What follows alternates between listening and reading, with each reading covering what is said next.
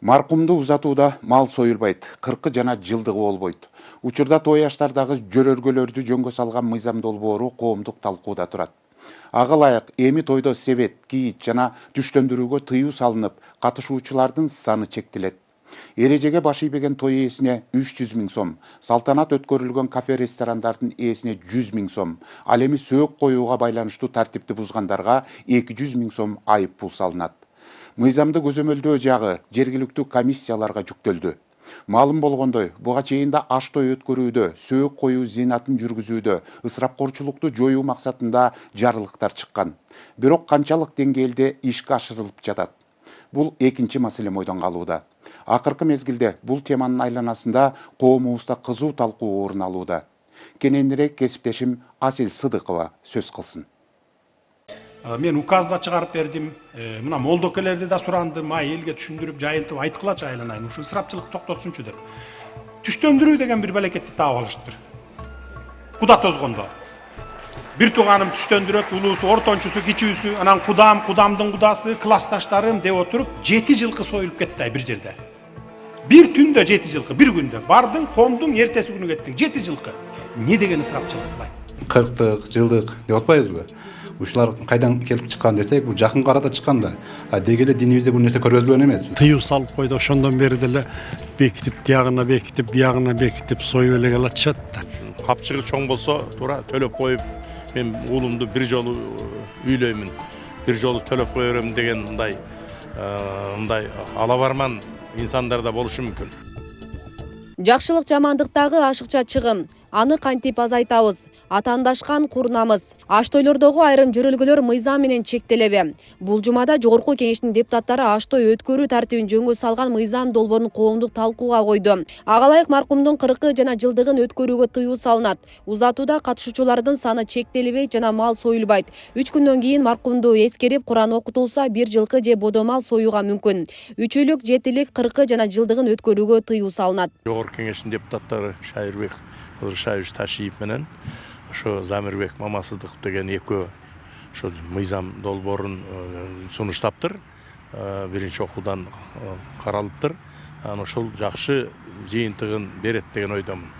Ал жерде чектөөлөр бар экен. Тойду кандай өткөрүш керек? Эгерде эки тарап кыз жигиттин кудалар биригип той өткөрсө, аны кандай иретте кылыш керек? Канча адамга чейин деген жерлери канча, ошол абдан жакшы, мага жакты. Бул эми башталгыч этап болсо керек. Эл дагы коомчулук казына демек талкууга жөнөтүлгөндөн кийин эл өзүнүн ой пикирлерин кошумча алымчасы менен ал жерде мисалы таптакыр чоң мал союлбасын деп чектөө киргизип коюш кыйын да. Себеби биз кыргыз элинин улуттук салттарыбыздагы илгертен болуп келгенди кармана турган жерлерибиз да бар. Мал союлбаш керек. Ал жерде аза күткөнү жанагындай жамаат барыш керек. Жанагы фарз кифая деп коет. Ошо мен паланчы өтүп кетиптир, аркасына туруп 2 рекет намаз окуп коеюн, жанагы 4 такбир намаз окуп коеюн деп барыш керек да.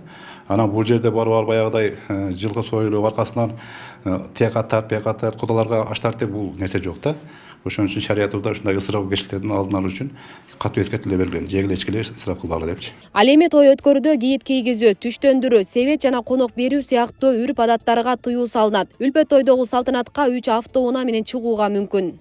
Тойлорду өткөрүүдө сактала турган эрежелер. Үйлөнүү тойго бир бодо же жылкы союлуп, 250дөн ашпаган конок чакырылат.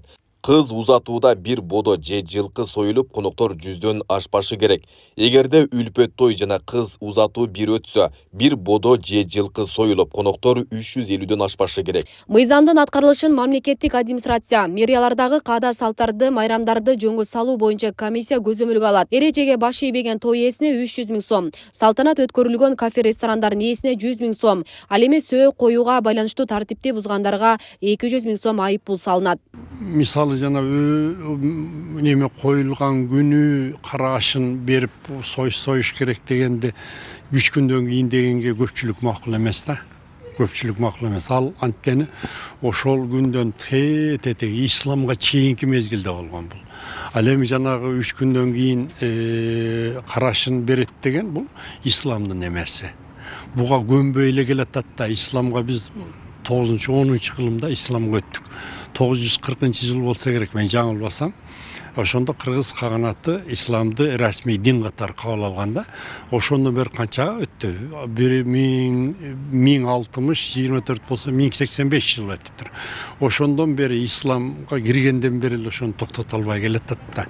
Дин өзү токтото албай келатат да. Анан эми ошол менимче ушул талаш маселе болот да. Бул биротоло элдин канына сиңип калган экен. Ошол күнү мына тыюу салып койду. Ошондон бери деле бекитип, тиягына бекитип, биягына бекитип союп эле келатышат да. Анан болбосо бир кой сой десе 10 кой союп атышат ошол күнү. Бир жандык эле союшун деп койгон да. Майыт коюлган күнү деп. Бу ошону бекитип туруп, же болбосо жылкы союп, же болбосо 10 кой деген бир жылкыдан ашып кетип атат да баасы. Ошон үчүн ушуну кеңешип кыла турган маселелер бар. Калганына элдин көпчүлүгү макул. Бач, ысырапкерчилик деген отургузуп атат да элдин баарын. Өнөмдөөсө экономик, финанс жактан, каржы жактан отургузуп коюп атат элдин баарын. Мыйзам долбоорунда ажылыкка, умра зыяратына баргандарды узатуу жана тосуп алууга да тыюу салынат. Мындай иш-чаралар үй бүлөлүк чөйрөдө өткөрүлүп, той жасалбайт. Дин өкүлдөрү зыяраттан келгендерди тосуп алууну салтка айландырбаш керектигин белгилейт. Умрага жөнөгөндө, умрага келгенде, мисалы 5 вакыт намазга барганда жөнүнө кетебиз да, жөнүнө келебиз. Бул дагы Алла Таалага бир ибадат кылуу да, сыйынуу. Ал жерге барганда жөнөгөндө бир машакат, келгенде бир машакат деген нерсе жок да. Аэропорттон күтүп алсын, андай той неме кылсын, бутуна килем төшөп, аягдай тосуп алсын деген нерсе жок да.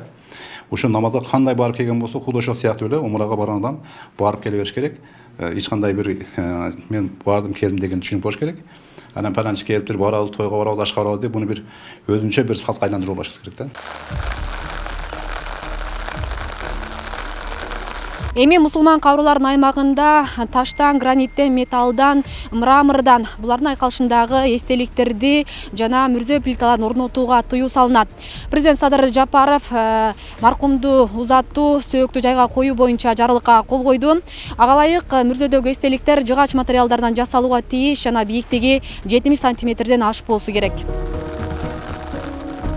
Ооба, буга чейин кыргыз коомунда маркумду жайга коюуда текебердик, ашыкча ысырапкорчулук, диний каада-салттарды этибар албоо сыяктуу терс көрүнүштөрдү жоюу боюнча өлкө башчынын жарлыгы чыгып, аны ишке ашыруу боюнча тиешелүү тапшырмалар берилген болчу. Жарлыгы боюнча маркумдарды узатуу, маркумдарды жерге коюу боюнча эл менен керектүү сүйлөшүүлөр жүрүп жатат. Биз мына Азырат-Ай мүрзөсүндө турабыз азыр.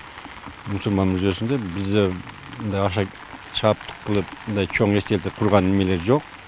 Эми таштан ичине өздөрүнүн фамилия атын жазып коюшуп атат. Атак мындай чоң эстелик куруу жагы бизде мындай тыңда уруксат берилбейт. Жарлыкка ылайык маркумдарды жайга коюудагы каада-салттарды тартипке келтирүү, мүрзөгө эстеликтерди коюуда ысырапкорчулукту болтурбоо үчүн фатваларды чыгаруу муфтиятка жүктөлгөн. Алар маалымат түшүндүрүү иштерин дайыма жүргүзүп турууга тийиш.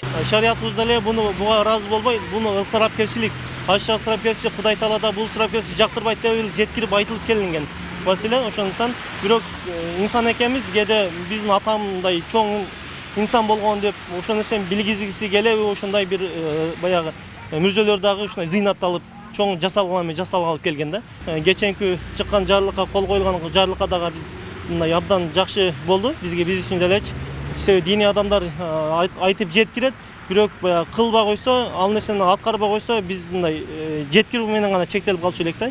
Эми ушу жарлыктын негизинде бул иш дагы түшүндүрүү иштери мындан дагы кеңири дагы алып барылат.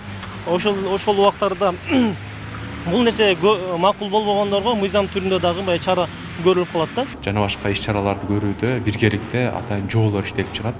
Мындан сырткары Кыргызстан мусулмандар дин башкармалыгына ошол эле казыяттарга атайын сунуштар берилди. Жерге жайгаштыруу учурунда ысырапкорчулук болбосун, ошол нерселерди алдын алалы. Мисалы үчүн эстеликтерди коюуда атайын баягындай мрамор, кымбат баалуу таштар эмес, мына ушулдан четтелип жыгачтан жасалган ушундай буюмдарды пайдалануу боюнча жана алардын бийиктиги, өлчөмү мурункудай чоң эмес, тескерисинче кыскараак ушундай багытта муфтияттарга тапшырмалар берилди. Алар мына ушулардын алкагында иштеп чыгып, анан бир жыйынтыкка келет да. Кыргыздын канына сиңген каада салтты тыюу оңойго турбайт. Бийлик той аштагы ашыкча чыгынды азайтуу боюнча буга чейин да жарлык чыгарганы менен ал толугу менен ишке ашпай келет. Эми мыйзам менен чектөө натыйжа береби? Бул экинчи маселе бойдон калууда. Асель Сыдыкова, Регион телеканалы.